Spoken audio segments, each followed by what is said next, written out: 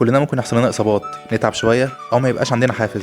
كل دي اسباب ممكن تخلينا نبطل تمرين، والناس في الفتره دي بتتخيل انها تفقد كميه كبيره من العضلات، بس لحسن الحظ الموضوع ده مش بيحصل مره واحده، وممكن نتجنبه لو عملت حاجات بسيطه نتكلم عليها ان شاء الله.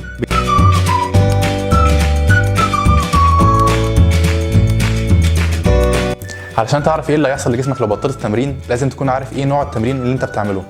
في ناس بتركز اكتر على الكارديو فاسكولار سيستم زي الجري وتمرين الكارديو عموما، وفي ناس بتركز اكتر على السترينث والماسل جين زي رفع الاثقال وكمال الاجسام. بالنسبه للكارديوفاسكولار سيستم بيتاثر بعد اول اسبوع، والتاثير ده بيكون بسبب ان كميه الفي او 2 ماكس قلت بنسبه 5%، ودي كميه الاكسجين اللي الجسم بيستخدمها علشان يحصل على طاقه. يعني لو انت كنت بتجري 5 كيلو في 20 دقيقه، هتجري نفس المسافه دي في 10 ثواني زياده. من اسبوعين ل3 اسابيع النسبه دي هتوصل ل 12%، هتجري ال 5 كيلو في دقيقه زياده.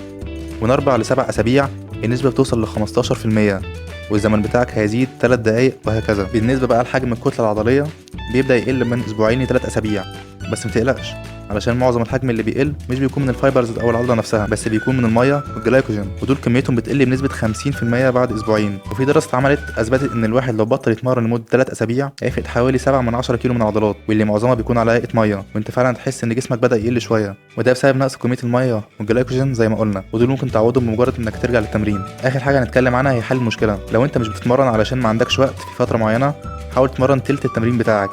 يعني لو بتتمرن ساعه اتمرن 20 دقيقه، لو بتتمرن من 3 ل 5 ايام اتمرن يومين او يوم بس بنفس القوه، يعني ترفع نفس الاوزان او تجري نفس السرعه. لو كانت مشكلتك الاصابه، ممكن تمرن الجزء السليم بس من جسمك، ودي ليها تاثير خيالي عشان حاجه اسمها كروس اوفر نيورو ادابتيشن. ومش عايزك تقلق خالص لو مش عارف تعمل اي حاجه من اللي قلت عليها، حاول بس تحافظ على كميه البروتين بتاعتك.